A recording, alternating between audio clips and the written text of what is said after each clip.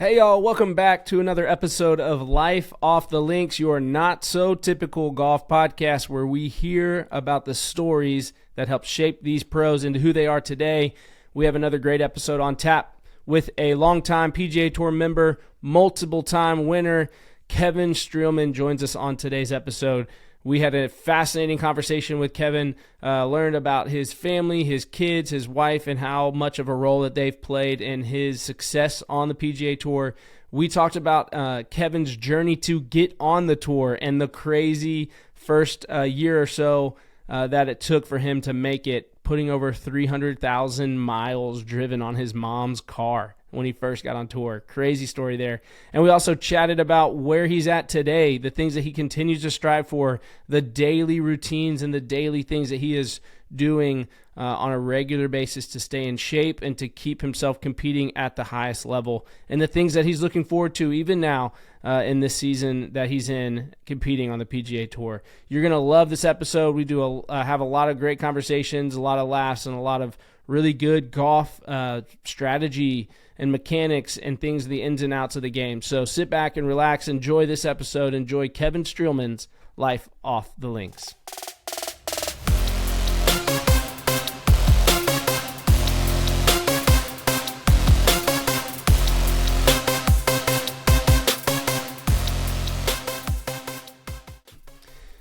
Hey, what's up, everybody? Welcome back to another episode of Life Off the Links. I'm your host, Kevin Motznick, and excited to be joined by another great Kevin. Kevin Streelman is with us today. Kevin, how's it going? Thanks for being on the show. Yeah, good to see you, man. Thanks for having me. Of course. Absolutely. Thanks for being with us. Excited to get to hear your story and share a little bit about your life off the links.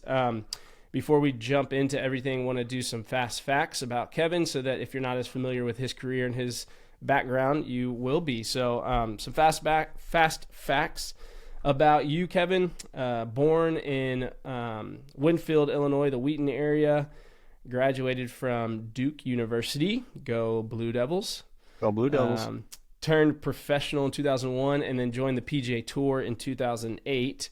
And you've had 2 wins on the PGA Tour, 20 top 5 finishes, and probably most importantly, married to your wife, Courtney, and you guys have 2 children, Sophie and Rhett, and you currently have been in the Scottsdale, Arizona area for the last 20 years or so. So just as I spit all that out, what are some reflections on a career well-lived? Well, it goes fast, man. That's what jumps out of me. I'm finishing up year 17 on the PGA Tour, which is just crazy to say, but turning pro in 01 and then actually getting my card as a Q School 07, Hawaii 08 was my first event as a member. Those 6 years I reflect back are some of like the hardest yet sweetest and most growth oriented times of my life, like living out of my mom's car, living on people's spare couches and extra bedrooms and just chasing the dream of making it as a professional golfer. I remember I was working at Kierland Golf Club down the street here for $6 an hour just to get free golf in the afternoon. I'd caddy at Whisper Rock, where I'm now a member at, and on the weekends. Just whatever it took, man. Whatever it took to get better, to save money, to have a chance, I was willing to do. And that would end up being about 5-6 years playing mini tours. I got a little better, kept progressing, started winning tournaments at age 25, 26, actually making some money then. And had a lot of confidence going into that Q School. I made it through in 07 and found myself on the PGA Tour in 08. I was able to skip through the Corn Ferry Tour and kept my card 17 times. So been blessed, but thankful. And really, I just still love it. Even right now, I am excited. Whisper Rock finally opened from overseas. So I'm excited to get up there and see my friends and play some golf today. But I still feel very happy to be out there and still have fun events like I did in Utah a few weeks ago, and had a chance to win a tournament, and I'll do it for as long as I can. So that's so cool. Fun. Cannot wait to dive into all that. There's so much there. Your story is pretty awesome, and I'm looking forward to hearing more about the grind that it took to get there. And I'm excited. It's really, really excited to get to hear your story. So if you, that's the biggest part, I think, for me on the show, is really letting people into what it takes, what it's like, what is life behind the curtains of a someone that's involved in the PGA or professional golf. And so could you just share a little bit about what life was like growing up for you there in Wheaton, and what was your family like? Do you have siblings? What were your parents like? Just the initial kind of growing up Love days. it. So Wheaton, Illinois is a western suburb of Chicago. Clearly not ideal golf weather half the year. Right. So I was also fortunate to grow up in the late 80s, early 90s in Chicago, which was prime Michael Jordan Bulls area. Era. And so, I watched every game with my dad, sitting in our living room. We didn't have much money, but we could afford to go to one game a year. We'd sit up in the nosebleeds, and when those lights went out and it went do, do, do, do, do, do, do, it's just goosebumps for me. It's just really special, sweet place to grow up. So I was a basketball player during the winter. I was a tennis player in the spring, and then I was a golfer in the summer and fall. And mom and dad were big golfers. A lot of younger people don't realize golf was a nerd sport there too, in the 80s, 90s. I got teased for golfing in high school. And it all changed in April 97 when Tiger won that first Masters. It all changed. And everyone looked at me like, man, I wish I'd played golf with you back in if you were 11, 12 years old. Jokes on you. I also didn't pick it up till I was 10, 11 years old. I did other sports. I swam, I wrestled, I soccer, baseball, everything. We just play with the kids outside in the neighborhood at the fields, whatever we could play, we just played. And golf came to me starting 5th, 6th grade. Mom and dad, we'd play twilight golf at public courses around the Chicagoland area. I'd caddy at Chicago Golf Club, which is a very prestigious top 20 in a U.S. golf course. C.B. McDonald, Seth Rayner, Masterpiece in Wheaton, Illinois. I'd ride my bike there, caddy for $20 a loop in 6th, 7th, 8th grade. Had no idea the grounds we were walking on. Now it's I view it as possibly my favorite golf course in the world. It is so majestic. The green complexes are absolutely historic, and just to me, it's where I learned to walk a golf course. I knew what a Redan green was in 8th grade, listen to Mr. Mayberry 35 years ago talk about it. It's just, so now being able to travel the world and play the St. Andrews and the Royal Melbournes and the Shinnecocks and the Wingfoots, and understanding the transition of our golf history in the early 1900s here in the United States, and how Chicago golf was an integral part of that. But we used to walk around there 7th, 8th grade not knowing what it was as the local caddies. And it's just very, very special to me. And then when Cantini opened, which is a amazing public facility in the Wheaton area, 27 hole, it was just beautiful timing for me. I could ride my bike there. It was all public. My mom could drop me off and pick me up at dark, and I'd just sit on that chipping green and putting green and just work my butt off. And I just loved it. The assistant pros became my big brothers. The head pro, I could buy one bucket, but maybe if I picked the range, I get the second bucket for free or something like that. It was a sweet way to grow up. You were taught discipline, you were taught respect. But I just fell in love with the game of golf, and it just came to me. It was always pretty easy for me to hit a golf ball, and I loved it. And so that's kind of where the passion started. And then my dad was great about starting the local level, winning junior golf tournaments. The Illinois Junior Golf Association was integral for me, the IJGA. And same thing. I remember my first tournament, I'd pull a pull cart with I had iron covers on my irons. And these kids just roasted me. Back then, we didn't do pull carts. I know all these weak college kids these days do pull carts to conserve their energy. I got killed for using a pull cart. And then the iron covers was just that. No, you cannot do that. That put it over the edge. It's Streelman dork. Get out of here. So came back the next time and whooped those kids' butts. Played. But it just slowly got better at the IJGA stuff, and then got into some AJGA stuff. It was kind of smaller then. There weren't 4 tournaments a weekend like they have now. But I did well in some of those events and got the attention of Mr. Rod Myers, who's one of the greatest men I'd ever met, the coach at Duke University, who unfortunately passed a number of years ago. But he was like a second dad to us who played for him. And he believed in me and gave me a shot at Duke, and was able to continue my craft there, even though the fraternity life and chasing girls kind of got in the way a little bit. But we had just an incredible place to go and to graduate from. And then after that was the crazy mini tour run. that, gave me the opportunity. Wow. We want to thank this year's show partners. We are very fortunate to have 2 different brands that are partnering with our episodes this year in the season of Life Off the Links. First and foremost, we want to thank 3570 Golf Co. His mission is to provide you the best golf gear and inspire Midwest golf adventures. Because in a game that can only be played and never won, the journey is the reward. They're an amazing brand with incredible products. I'm wearing one of their polos right now. This is the Call, K-A-W polo. I'm real particular about my shirts, and this thing feels like I'm hardly wearing anything. It's so light, so breathable, amazing quality. We've got some of their head covers up here. Head covers. They've got amazing hats, as you can see. All sorts of things. You got to check them out. If you go to their website, 35x70golfco.com. That's 35x70golfco.com. You can check out their stuff. And if you go to get some gear, make sure to use our unique coupon code for the show, LOTLPOD. That's LOTLPOD for a 10% discount on your order. That's 3570 Golf Co. We also want to thank Brawn and Fox, who is with us from the very beginning. We love their products. They have incredible hats, as you can see in front of me. And what I love is their Hold a Tee hat, where they have a nifty little place for a tee to go in there, so you're not digging through your pockets. Brawn and Fox has the vision to combine the classic golf look with a new innovative style while remaining affordable for all players. Brawn represents the strength, and the Fox represents the intelligence that is needed to navigate one of the hardest games ever created.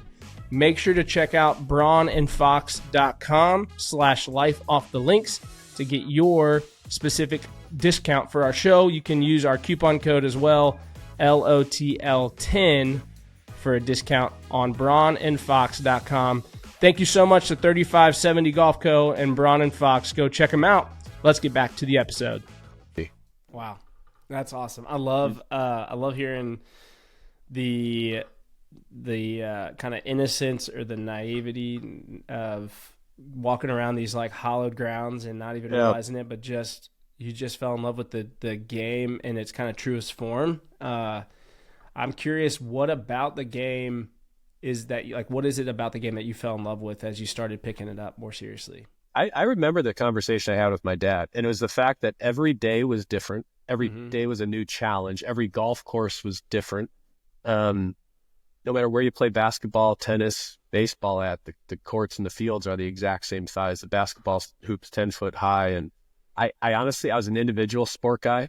Yeah. I hated having like a great basketball game and the team losing, or having like a bad one and the team winning. Like, I think it's important, the things I learned from those team aspects, which I am trying to help with my son, who's crazy into tennis right now. Yeah.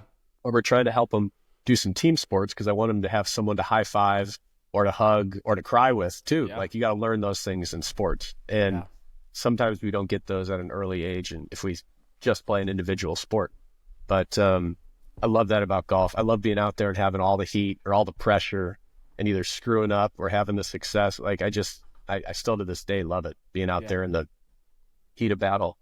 And so I think that's what first drew me to golf. And then just the beauty of it. Like I said, the golf course architecture was always intriguing to me.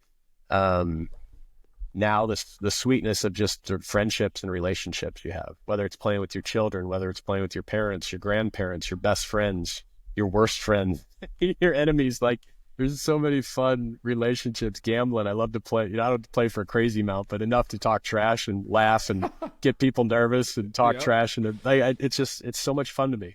And it's such a communal feeling that we all have as golfers, that it doesn't matter if you're a scratch golfer. I'll give you 2 aside, and you're going to want 3 aside, but I'm only going to give you 2 aside. Right. We're going to talk trash the whole time. And if you're even my best buddy I'm playing with today, Brett Duffy, he shoots, high 70s to mid 80s, and I give him 11, 12 shots. We have fun games, right?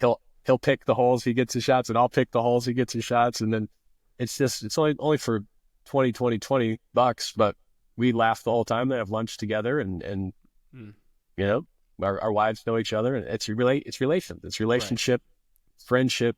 And what other sport can you play your whole life with these people? And so, I'm just thankful I was able to find golf. I almost look at it like an accident when I was growing up. Like so easily could have been into football with all my buddies or stuck with soccer and baseball, but somehow was blessed to pick up this crazy game and had some ability with it. And it's been a really, really fun journey. Yeah. Wow. How much then, as you talked about, like you kind of picked the game, maybe found you kind of by accident, you weren't really pursuing it, but then you felt like, okay, I had some ability in there. So how much of it would you attest to natural ability in a sense? And then how much of it was like hard work? Like absolutely just had to push through. Where do you feel like the mix is? Well, you need to have the ability, you need to have some coaching. You need to have an opportunity of like a course you need some accessibility, obviously, a place to hone your skill. Right. But, really high level athletes, I'm not even saying myself in this, but I mean, when people say, oh, you've just been blessed or you've just been given this ability, like it's very insulting to them because you don't see the fact that, I was up at 5 this morning in my gym and downstairs on doing my putting drills on my putting green and like you don't see the blood, the sweat, the tears that go on behind the scenes. Like you see the big check that happens once every few months or a trophy if you're fortunate enough to have it come your way. But you don't see the 4 or 5 missed cuts in a row and the argument that you get in with your family that you shouldn't have, but you were in a bad mood and the pain and suffering of that. And that's just life and that's reality. But it's a lot of work. Yes. It's constant. It's surrounding yourself with people you trust. It's surrounding yourself with people who know what they're talking about. And it's you going all in on those instructions and those that support structure around you. It's finding a trainer that is going to make you stronger and more flexible and continue to keep you flexible, especially when you get to be like my age in your mid-40s. It's about having simple swing instructions or putting belief or short game belief, whether you're like a sweeper guy or you're more of a steep guy or gal, or maybe you're like, it's believing in what got you to be great, and it's becoming great at what got you great. Remember Tom Lehman telling me early in his career, he goes, I was always really good at hitting a draw. So I decided to become great at hitting a draw. Oh, wow. So if a pin's left, I lick my chops. If the pin's middle, I lick my chops. If the pin's right, I hit it 15 feet left. And he's a Hall of Famer, major champion, Ryder Cup captain. So, I mean, it's, but then you see other players, I won't say names, but who maybe search to find a shot or a shape shot that wasn't natural to them. Yep. And they lost their playing privileges. Yep. So, that's tough. That's like the ego side of things is like, man, I saw that guy hit that high cut 4-iron, but I'm like kind of a low draw guy. I'm going to spend 6 months trying to hit this high cut. Okay, I just missed 7 cuts out of 9 but I'm going to get it soon. It's like, you don't have time for that. Like it's perform time. It's time to perform. And it's time for you to take what you got today at the golf course and perform and score. Yep. And that's like, I think with the best of the best, what's amazing what Tiger did. Clearly he switched his swing pretty drastically 3-4 times in his career. But yet when he stepped on the first tee, I promise you there was no, the club needs to get a little more lower or needs to get bowed with the wrist and all that. Like, no, it's like I'm hitting the ball there and I feel this puff of wind into me. It's 192, but I'm going to hit a 196 shot. I need to land at 191 and this is going to spin right. You think you can hit that shot like thinking about bowing your left wrist? I mean, Of course not. You just but do the it. best of the world, that's what's going through their mind in that moment. And so that's performance stuff. And golf, it's really easy for instructors to pick out things wrong with our golf swings. Yeah. I fall credit to it all the time. Like Tia Nielsen, Lynn Merritt are just Vision 54, incredible instructors. And the first thing they ask me is, what do you like about your golf swing? Yeah. What do you like? Show me something that's cool about that you do different. I get a little steep. I got this kind of cool drop move that they're like, yeah, that is kind of cool. And that, it's like, that was different for me. That was kind of eye opening to me because at the end of the day, when I show up to the first tee today, all I got is what I got. And you got to learn how to do the best you can with that. And the actual if you look at the piece of pie of great golf, like how pretty your golf swing is a very small slice.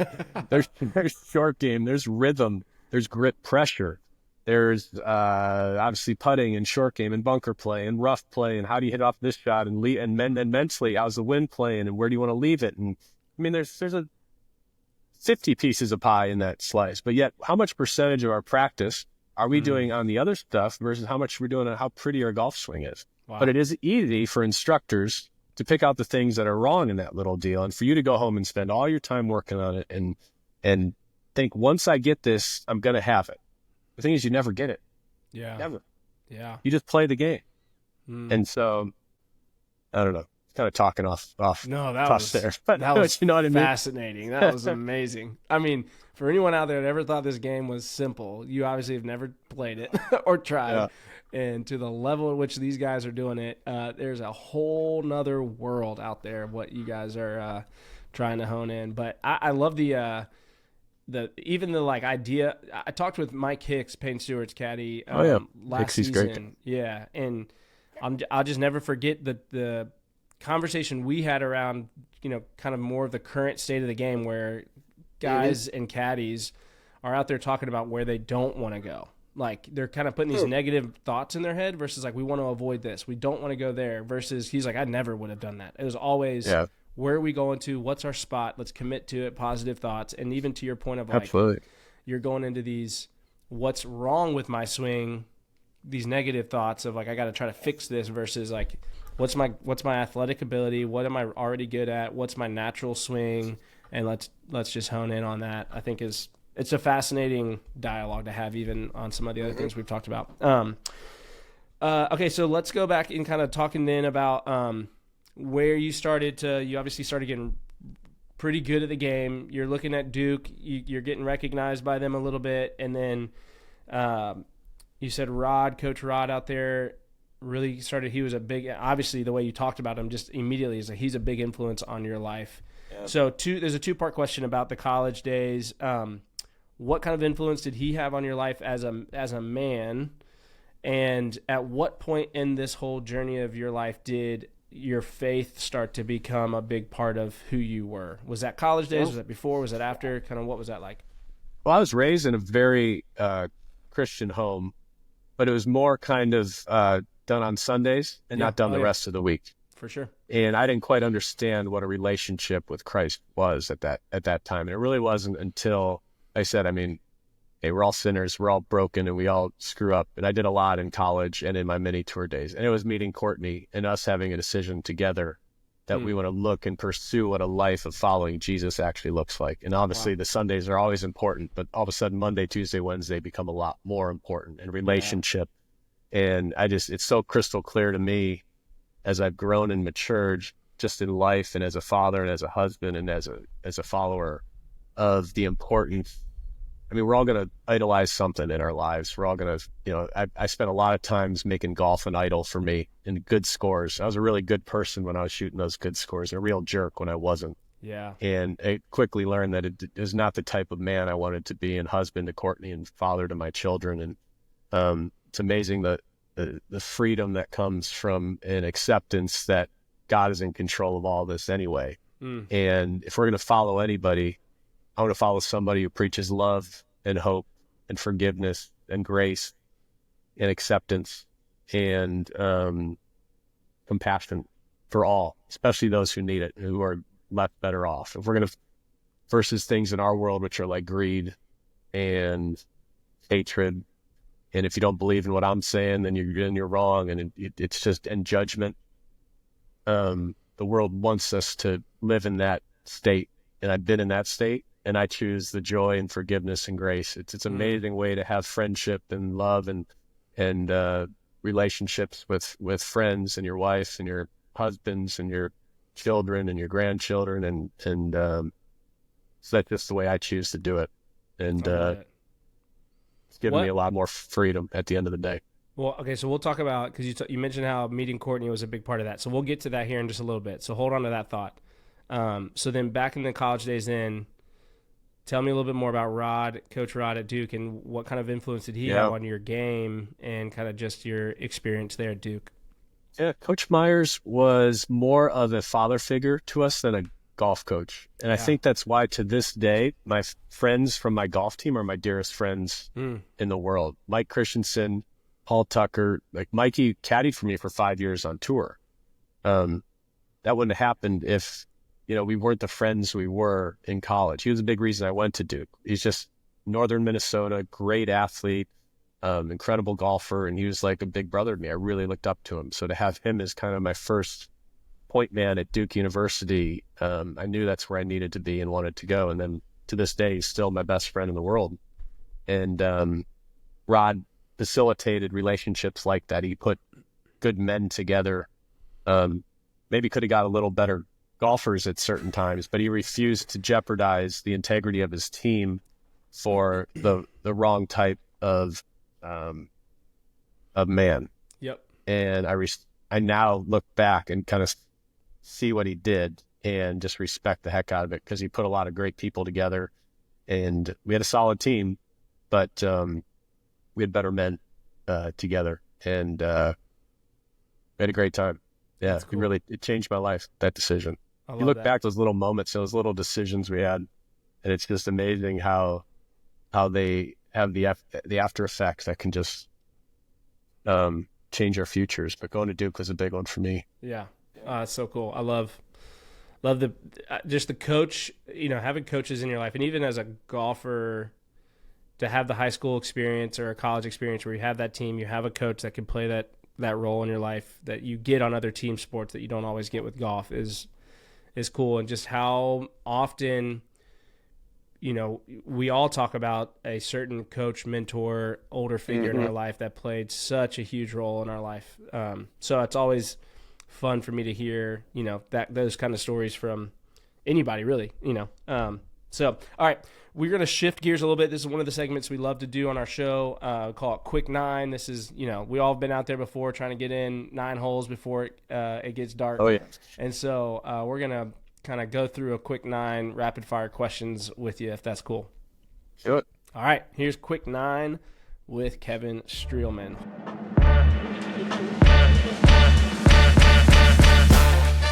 And hole number 1. What is your favorite holiday to celebrate? Wow, Christmas. Is there some family traditions you guys like to do? Yeah, well, with a 10-year-old and an 8-year-old, full believers right now, 5th grade and 3rd grade, it is just the sweetest time of the year. Just putting the tree up, being at home as someone who's been gone pretty much 10 and a half months straight for the last 25 years of my life. That month at home is just so sweet. I don't like leaving our doorstep, to be honest. So that on top of having Sophie and Rhett chasing around an elf each night and chasing around their gifts with Santa Christmas morning, it's the greatest. That's so cool. I love that. All right, hole number 2. Was there a golfer that you looked up to as you were kind of growing up, and who was that? Yeah, I mean, it's a long conversation. To be honest, in the moment, it was like Greg Norman. And honestly, like him and Freddie Couples, if I were to look back, were kind of like in the early 90s were the cool guys, pre-Tiger and post-Jack kind of. But I was always a Jack Nicklaus guy too. I remember my dad was a Jack Nicklaus guy. He even always had to decide between Arnie and Jack back in the 70s and late 60s when he got into golf. But he was always a Jack guy. I remember sitting with my dad in '86. I was 8 years old watching that final round at Augusta, and my dad just screaming at the TV, just jumping up and down. And so, and Jack has been so kind to me the last 20 years, and says hi every time I get to see him. My 400th start a 2 years ago was at Memorial, and I got a picture with him and Barbara and my whole family together in front of the club there at Dublin. And if I were to go back, I'd say Jack was my guy. And it's been a great run since. I mean, I've seen all the Tiger. When I got on tour, he was at the height of everything. Yeah. Obviously had his surgeries and his off-course things, and he's come back to, I've been proud of what he's done to come to on our board and to the governance side of things and coming kind of behind the scenes, and his interest in that means a lot to all of us because no one has the voice that he does or the respect that he does. But even seeing the younger, I call them kids still, but like the Jordan Spieths and Justins and Rickies and now Sahith and Colin, like they're all just like really good guys. They really are. Like when you just sit down and have a lunch with them, they're just like good guys. And we're all golf nerds. We all grew up playing against each other in junior tournaments. Our moms dropped a lot of guys I played against aren't really out there anymore, but I'll see them maybe in the Champions Tour in a few more years. But it's like, you just look back and they're just like Lucas Glover. We've been playing against each other since we were 16 years old. We're 46. For 30 years, we've been playing junior tournaments to college tournaments, the mini pro tournaments to pro tournaments together. Yeah. And we see him, it's just Lucas. And our kids were at daycare together and we have a laugh and play golf. And it's just like, we're truly like root for each other. Like when he had his run the last, like I texted him after, I was like, dude, awesome play. Like I'm sincerely happy for him. Yeah. And that's the other cool thing about our sport. Not only that, but in a way, like if you're struggling with a part of your game, we're also the sport where someone would come over and like give you a little help or some insight. Like Rocco Medier has spent like 6 hours with me the last couple weeks, like helping with some swing thoughts and some short game stuff. Like it's like, what other sport would someone be doing that? Like they just wouldn't. And so, but it's just very normal and common because I think we all have a common good that we just love the game and we love to see people excel. And so that's been a fun part of this journey. Man, that's so cool. I love that perspective of like we're all just people, like we all just we're good people. That's the one thing.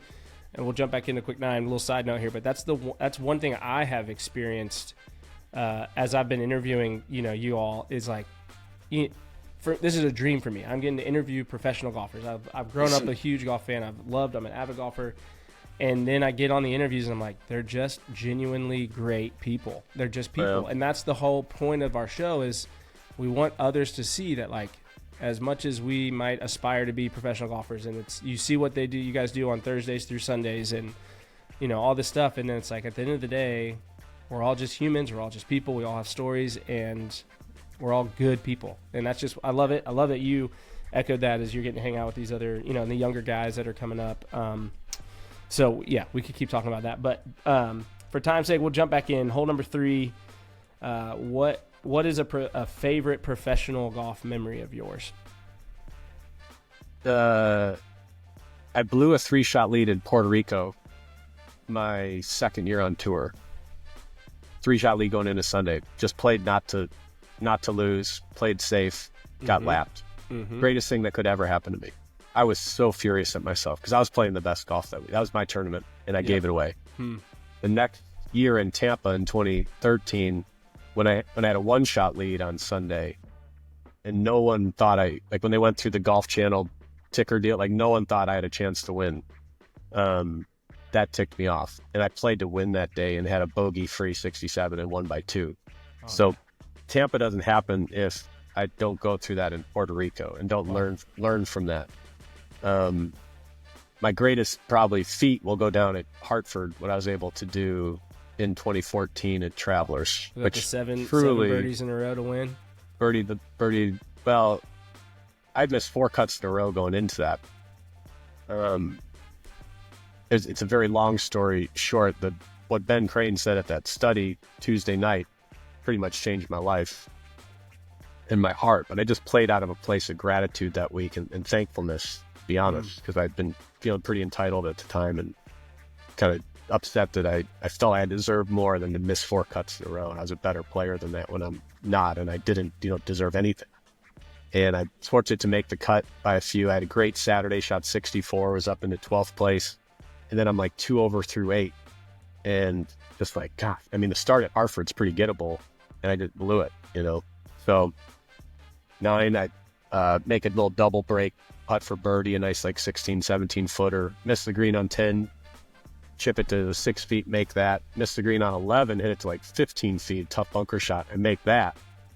And then I proceeded to birdie 12, 13, 14, 15, 16, 17, and 18. So I one-putted 10 holes in a row, birdied the last 7, and birdied 8 of the last 10. Like, complete blackout, complete. Like, I didn't even have to read the putts. Like, the putts were going in before I even saw them. I'm like, oh, that's right edge. Oh, that's foot out left.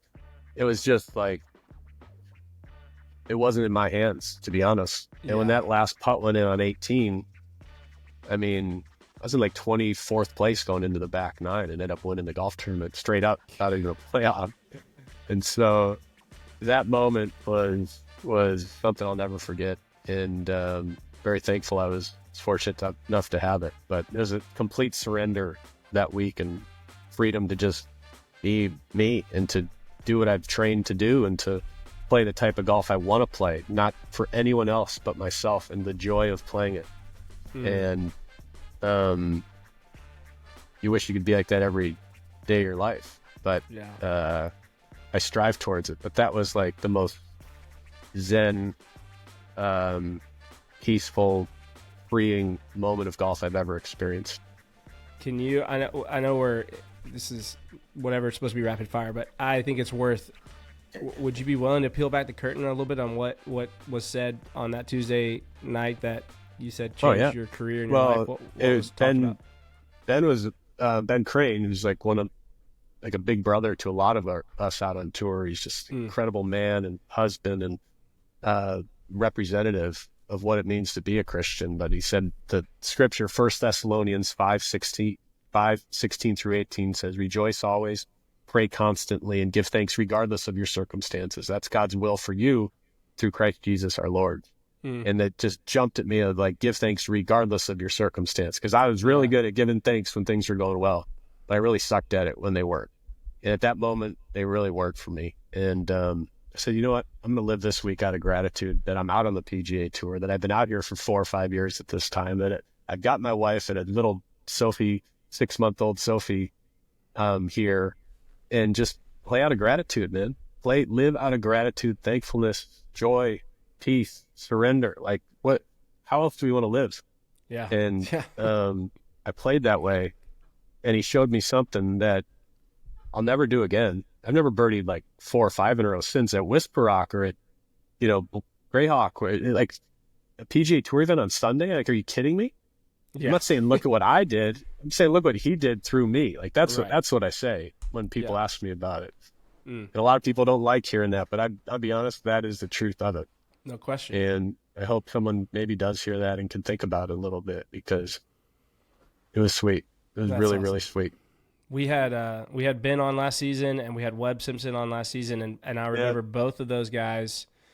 We talked about a little bit of the freedom that it brings when you surrender your life to the Lord and you realize that, the outcome matters. You care, but it doesn't matter, right? And you can have peace and freedom, and the bag gets a little lighter when you start to play that way. And the bag's pretty light for you guys already, but maybe the caddies lighter. But just that idea of poor guys, those things are so heavy.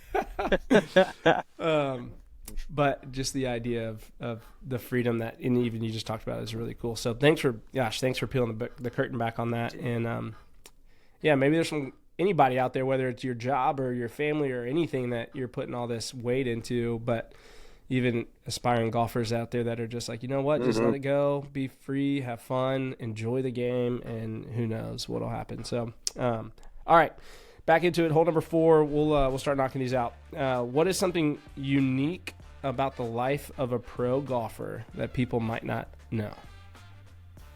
Well, the travel when it's just you versus the travel when it's you and your wife versus the travel when it's you and little ones is a very different world on the PGA Tour.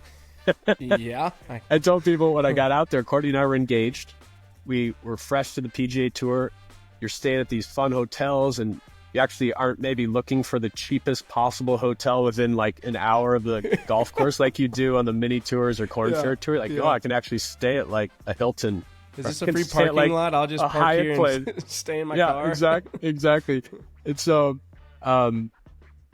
like nice dinners at 6:37 at night because you have a late tea time at like a cool restaurant in LA that you'd never go. Stuff like that. It's like super sexy and fun and new courses and all. It's awesome.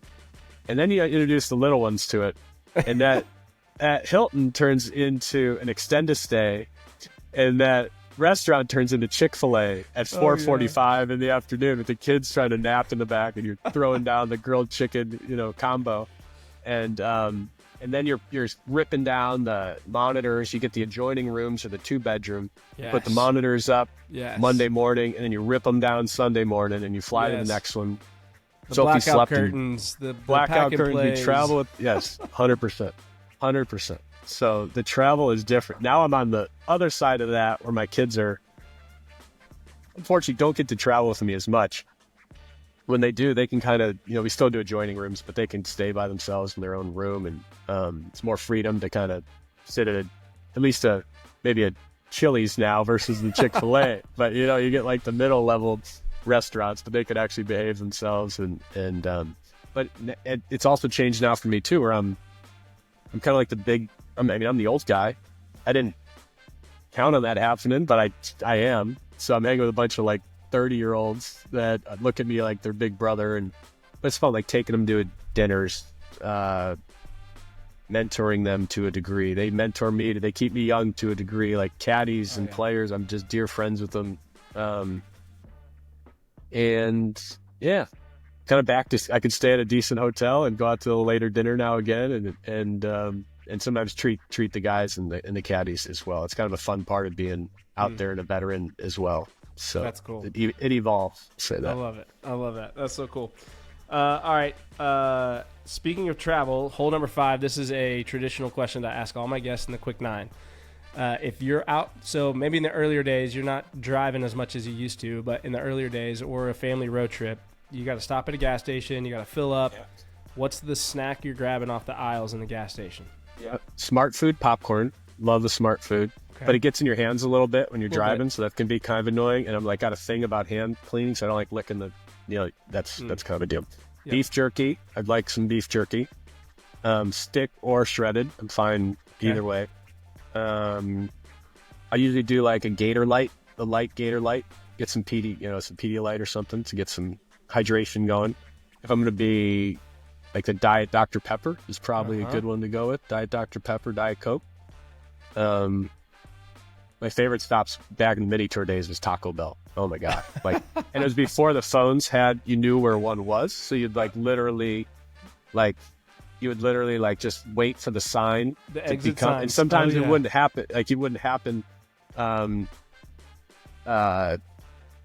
You'd kind of push it off for the next exit, And you'd be too hungry, and it'd be like, okay, I'll stop at McDonald's. And then you get back on the highway, the next freaking one has a Taco Bell every time. And so that was always my jam. The Pepsi at Taco Bell is pretty good. And the Coke at McDonald's is pretty good. That's a tough favoritism. So you're a fountain soda guy over I like fountain soda and the crushed ice. I'm a big crushed ice guy. No doubt. Yeah. That's great.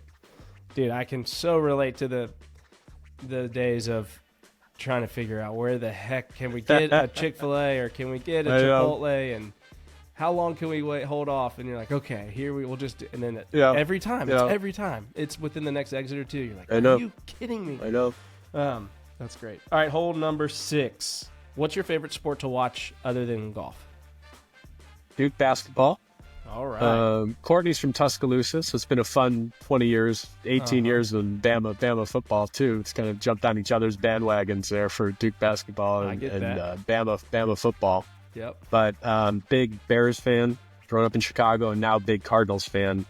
Fortunate to become good friends with Larry Fitzgerald out here, and we were partners for a number of years at the AT&T. That's cool. That's great. Hole number 7. Do you have a favorite event, PGA Tour event to play in? At AT&T, I have some really special memories. Winning that with Larry a few times, and the people you meet, the relationships you make at that tournament are very special. As long as the weather's decent. God, it's tough when they're not. Living here in Phoenix the waste management it's madness, but I live a mile from the course, so that's always great to sleep in my own bed that week. The players is incredible. They take great care of us, always. But your wins, Tampa and Hartford, to me, will just you get a different feeling when there is a parking spot with your name on it. Yeah. When you drive in Tampa, they actually did these murals in the park. An artist did murals in that parking lot probably 5 years ago, but they're still like look great. They're still there to this day. So those two will always be special in the heart. That's sure. cool. That's really cool. All right, hole number 8. What's your favorite club in your bag? I've always been a great driver. The driver has kept me on tour for 17 years, to be honest. So wow. I would have to say the big dog. That's cool. All right, last hole number 9, wrapping things up. Do you guys have a favorite family vacation spot you guys go to? Oh, gosh.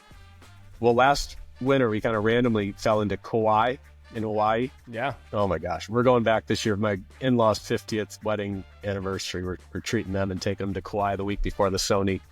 So, yeah, that's like Hawaii in the 60s. It's kind of like step back in time a little. Very chill. Yeah. I like to snorkel. And, yeah, that's a special spot. That's cool. I love it. Well, thanks for doing a little quick 9 with us. Appreciate it. Absolutely. We'll jump back in and kind of get into some of the more current state of your life and things that are going on now. But before we jump into that, if you're watching us, just a reminder, we'd love it if you'd subscribe to our channel on YouTube so you can be up to date on all the episodes we're releasing. If you're listening to us on a podcast, follow the show, comment, help us get this thing spread out. So we can continue to share the stories of all these amazing athletes that we're getting to talk with. Be super helpful. All right, so I want to kind of go back to we'll touch on this a little bit. Sorry, I'm trying to process. But you turned pro in 2001. In those 7 years, I've seen some things online kind of preparing for the show of like 300,000 miles put on your mom's Nissan Altima and just burning rubber everywhere.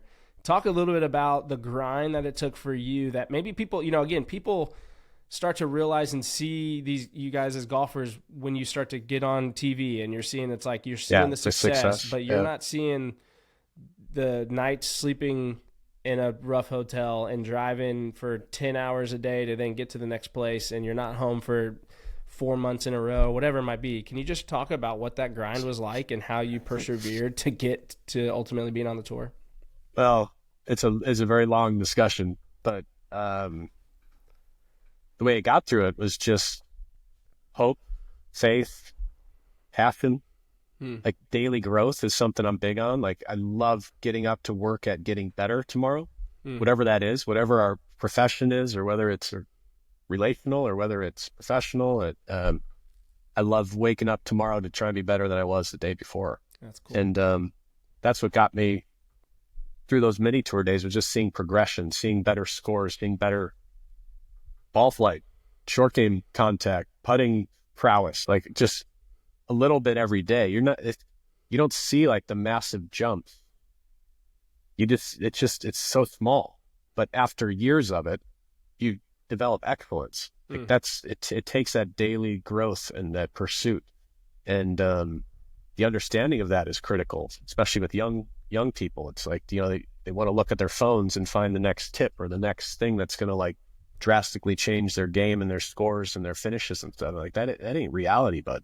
Yeah. Like it's like getting on your putting drill and doing that for 40 minutes every single day, making 100 straight 3-footers or whatever, like whatever your drill you and your coach decide makes you better, you go do it. And then you do it again the next day.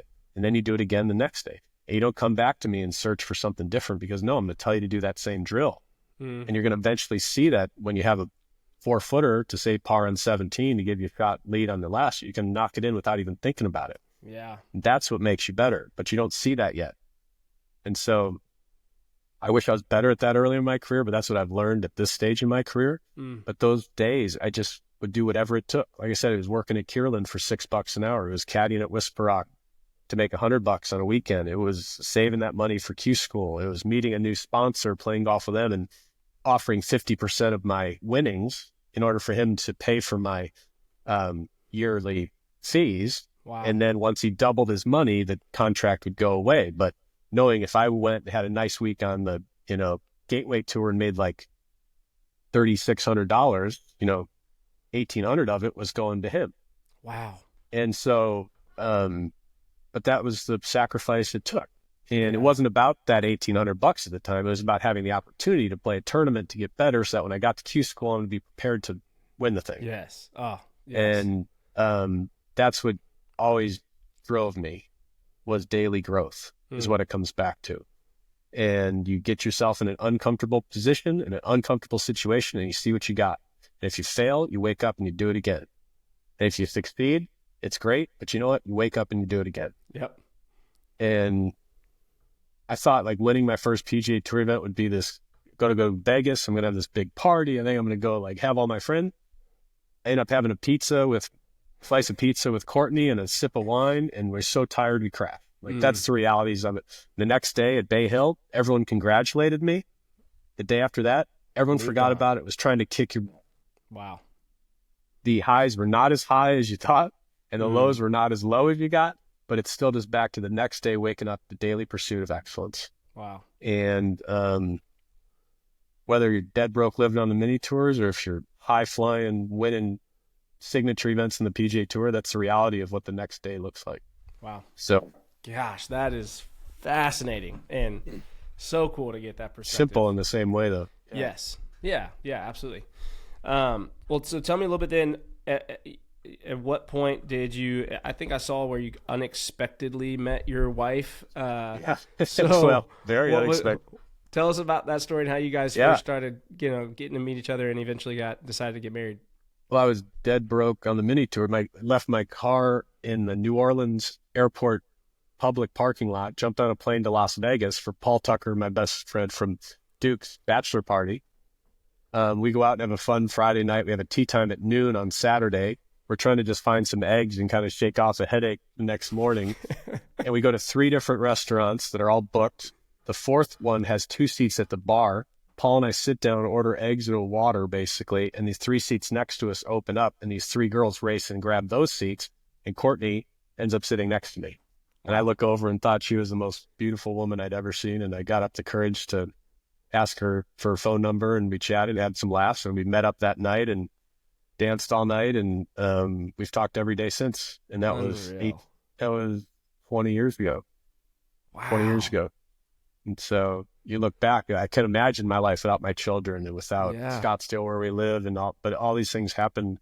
If one of those seats at those first restaurants if one of those restaurants had 2 seats, right, or if Courtney and her friends went to a different spot, or even if they were a minute later. Yeah. Oh, that's so cool. And literally was a second in time. Yeah. And when that's why I think there's bigger plans in our lives. Right. And I was just about to say, when you you put in the faith aspect into that, and somebody who believes in a higher power and believes in the Lord being in charge of everything, and you just start to go back to your idea of having gratitude and just saying, look, oh my gosh, how cool like any of those things didn't play out the way they did. Your tea time's different. Other restaurants were miss an elevator. Yeah. 100%. All of it. So that's so cool. That's really, really awesome. And then, so you guys have 2 kids. So just a couple, what are some great things that you love about Sophie and Rhett and about being a dad? It's amazing. Another long story. We had a tough time getting pregnant. And so, gosh, that's a good story. I was, for those who've been through it, it's the hardest thing you can go through, especially for women. Yes. When you have a tough time getting pregnant. No question. The self-doubt, the fear, the pain, it's real. So to go through that with my partner in life was very challenging. So we decided to do the in vitro road. When you do the in vitro road, it's a very specific timing of everything. There's a lot of drugs involved for the women, and you're trying to get the ovulation and the timing and all that stuff right. And the guy has a pretty simple job at that process, but you got to be there at the right time. Yeah. So after all these months of prep, my time is Monday morning after the Players Championship in 2013 at 7 a.m. So the last flight out Sunday night was 6 o'clock. I should be able to make it to the airport, go through Dallas, can get home to Phoenix, get home at 10, blah, blah, blah. Right? Easy. So no problem. Except that I make the cut, I shoot 67 on Saturday, and I'm in 10th place going into Sunday. And I end up going out and shooting a 68 on Sunday, and I'm the clubhouse leader at 4:10 p.m. Sunday afternoon. The Tiger still has 5 holes to go. And I call Courtney and me. I turn down media. I'm like, guys, I'm really sorry. I'm not being a jerk. I just I need to leave now to try and go have a child medically tomorrow morning. Oh my gosh. Or wait around for this playoff. And so Courtney's like, obviously you have to Yeah. stay. We can do this the next few months. And I'm like, dang it, we've already put so much money and time and Yeah. prayer into this and everything. And so we stick around. I stick around. Tiger pars in and ends up winning by 1 or 2 and T second. Incredible week, one of better weeks and one of the bigger paychecks in my career at that time and everything. And so she had called Josh Allen, our friend with Tempest Jets, and like, Josh, is there any way you had any plane in Florida somewhere that could get Kevin home? And he finds this like propeller double deal that was like blown up. It cost a crazy amount of money. I think it had to stop at least twice or 3 times on its way to Phoenix. It's just me and this small plane, my golf club sitting in front of me, and this pilot. And we make it here at like 3 a.m. And I get out and I thank the guy. So I maybe sleep an hour, go to the doctors, do my thing. And 10 months later, we have Sophie. Oh my gosh. And no one at the time knew that story, like as far as the media or like they're honestly, they're a little mad at me that I wouldn't do an interview, but the whole reason was just that I was fully concerned about getting home at that moment and trying to figure it out. But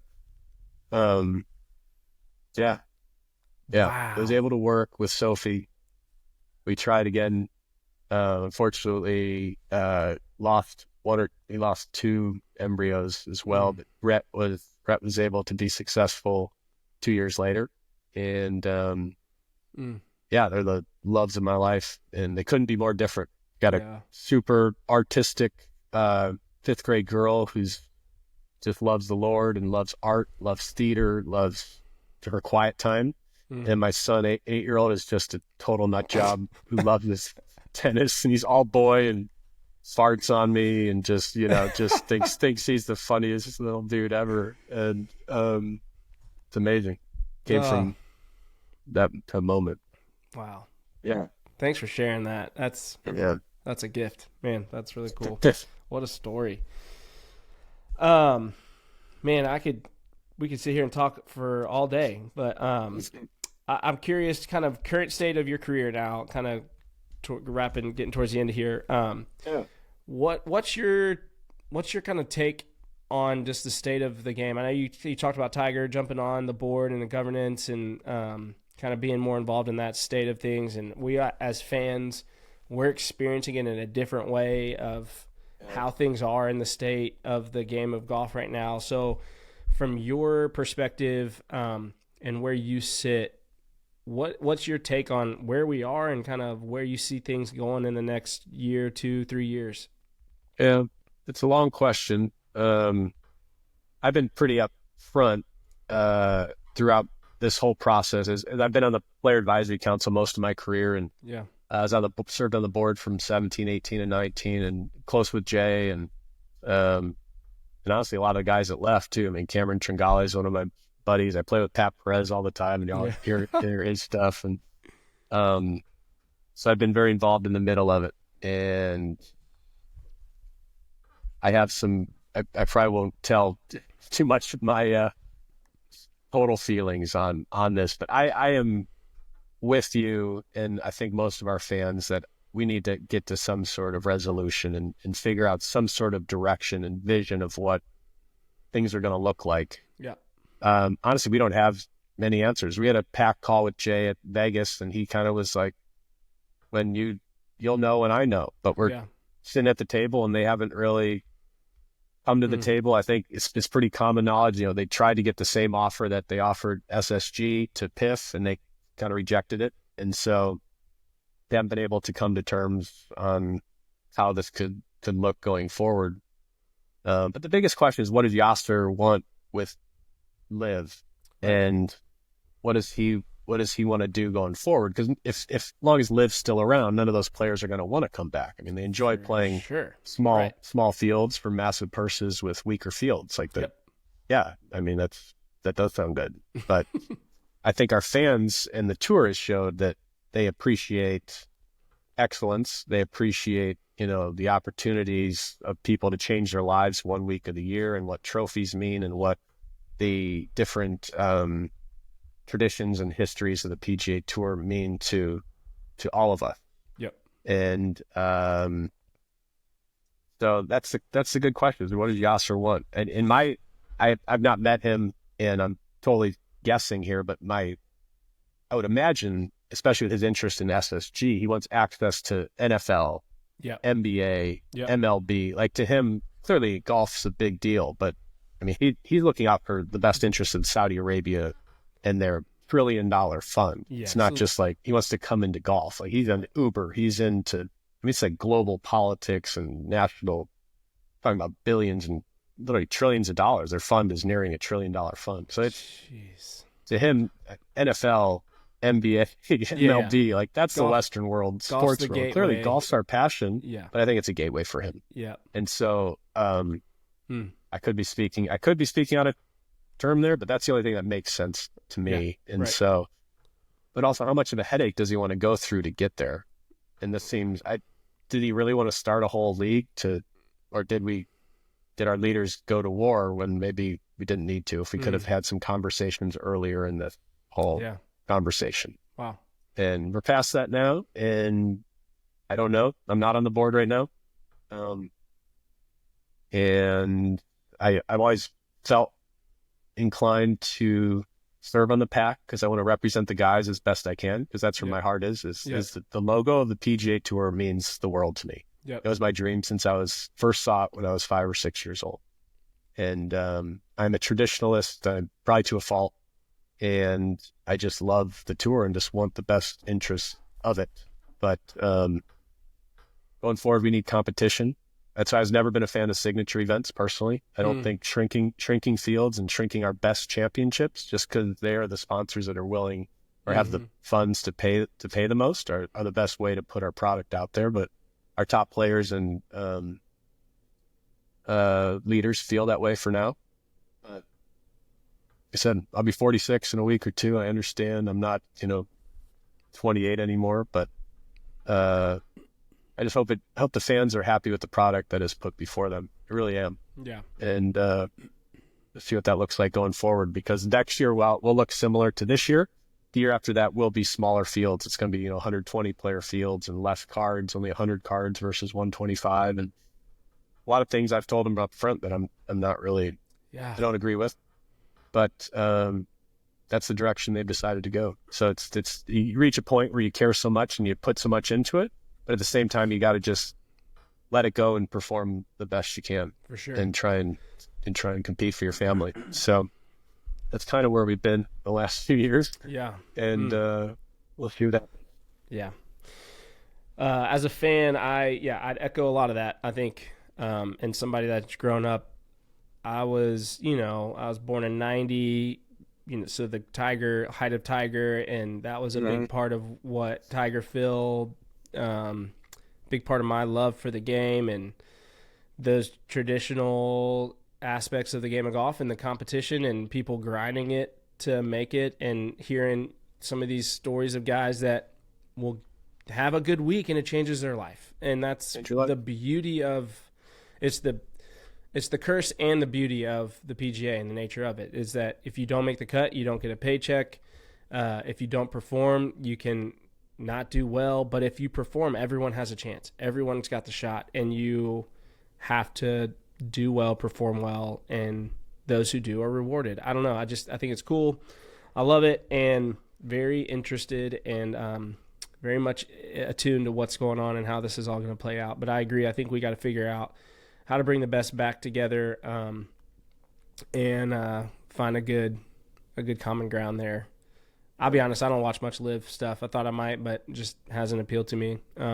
So we'll see. They'll do their thing and figure out what all happens there. But appreciate the insight and what's going on from kind of behind the scenes there. Okay, last two questions for you on a golf standpoint, and then we have one final question. So what are some goals, what are some things that you're looking forward to yourself career-wise this year coming up, and some goals that you might have for 2025? Yeah. So clearly the 125 number is important. It's very important this year, and I hadn't had a good year. I was injured a lot on the West Coast swing. I didn't play much there early in the year, and then the nice week in Utah moved me up to like I'm 138 or 139 now. So I just got a chance in these last 3 tournaments to get into that 125. If not, I was fortunate to make my 300th cut a few weeks back. And so that kind of gives you at least conditional status for 1 year if you choose to use it. So if I were to have to use that and maybe hopefully get a few sponsor exemptions, I could still get low 20s, 21, 22 events next year and to see how it goes. But honestly, my goal was to always get to 45 and then to maybe be home with my family for a few years before Champions. Yeah. And I turned 46 next week and be 47, obviously, hopefully next year. And then just kind of put it out in the world of what's meant to happen. I can't imagine next year be 18 years on the PGA Tour. Like that's just is a dream come true for me. Yeah. So at the same time achieving that 300th cut was kind of an internal goal of mine. So it also to a degree of just playing for myself and playing free and playing for fun and just see what happens. Mm-hmm. Clearly, the way I played at Utah shows I can still maybe get one more before I were to be done would be kind of fun as well. That's why I get up early. It's why I stretch a lot. It's why I try and keep the putter going. And so it'd be nice to get in contention and just kind of see what happens another time or two. That would be cool. Fun. I love it. Well, one thing that I ask all my guests, kind of to the last question of the show, is I have a big history with working with high school students in my career and just have a heart for that generation and that age group. And so I love asking folks on the show, if you could give advice to a current high school aged aspiring golfer, what advice would you give them as they are kind of pursuing or thinking about pursuing this? Yeah. You got to be in love with the game because the work it takes to become excellent can only come from a place of passion and pursuit and love. It can't come from being told to do it. Like your dad's on top of you, telling you got to do this, or your coach is telling you if you don't love that and want to wake up and get to the course first and leave the course last, you won't get to that level. And that's okay if it's not, because maybe there's something else that's in your heart that's supposed to be there. But if it is golf, like if you don't have that, good luck, because someone else does. And that was the easy part for me. Like I love that part. I still love it. I can't wait to go today. All right, let's get done with this thing so I can get to the golf course. Finish this thing up. Let's go. So it's like truly my passion. And then it doesn't become a job. It just becomes what you'd love to do. And it's very thankful to have something like that to pursue. So from a more technical side, on top of, the passion of the work, is find something you're good at and become great at it. Like I said, the Tom Lehman deal, he was good at hitting draws. He became great at them. Always know what your weaknesses are. Always work on your weaknesses, but keep your strength your strength. And so like for me, I mean, yesterday at the range, I went through my wedge work, doing a little thing on my swing. I got to my driver and I absolutely just 10 out of 10 hammered this thing. One shot. I put the cover back on my head. I put it back in my bat. It's like, I have so much confidence in my driver. I could hit them terribly for a week and the next deal, I'm still the best driver I can be. Yep. So like that sort of mindset, that's my strength, and it has been for 25 years. But knowing what my weaknesses are, working on them, but keeping your strengths your strength. That is the pursuit. Having a honest conversation with yourself, being like, what, my proximity from like 100 to 150, like my wedges and 9 and 8 iron kind of suck. Well, get to work on them. Yeah. Spend, 2-3 weeks, spend most of your time there. And then let's see what happens in your next couple tournaments. All of a sudden, maybe you tighten that up, but maybe 150 to 200 are stinking now. Okay. Let's work on our 7, 6, 5 irons now. Let's see where that happens. Let's keep those wedges where they were. All of a sudden, you're like, man, my scoring average went down 0.6. Yep. Well, yeah, no doubt, because you realize what you stink at. You got better at it. You put the work in, and you kept what you're good at, kept that tight. And all of a sudden, you're finishing top 5 instead of, 18th. Yeah. So that's not rocket science. We're lucky to have the statistical analysis on the PGA Tour. I can go on a website and see like 8 pages of stats. I can see where I compete, where I rank against my peers in certain areas, and then I base my practice sessions off of those statistics. Yeah. That's kept me, probably shouldn't tell that to other guys out there, but that's like kept me it seems pretty obvious, but once you want to know what you need to work on compared to the guys you're with, and kind of take it easy on the stuff you don't, because you're already great at it. It just allows you to be very specific on your improvement and on your work. And if you can do that at an early age, it's going to help immensely. Yeah. Oh, that's great. Great advice. Thank you for that. Love it. Well, thank you again for being on the show today. You're welcome. For taking the time. It's really a gift and a privilege for me to get to talk with you and other guys on the tour. So we appreciate it. Yeah. Thank you, buddy. Yeah. Thanks for what you're doing. Absolutely. And for all you guys out there watching, thank you for joining in. This has been another episode of Life Off the Links, this one with Kevin Streelman. Thanks for tuning in. Don't forget to subscribe, follow us, like it, comment, all the good stuff. And we'll see you on the next episode. Have a good one.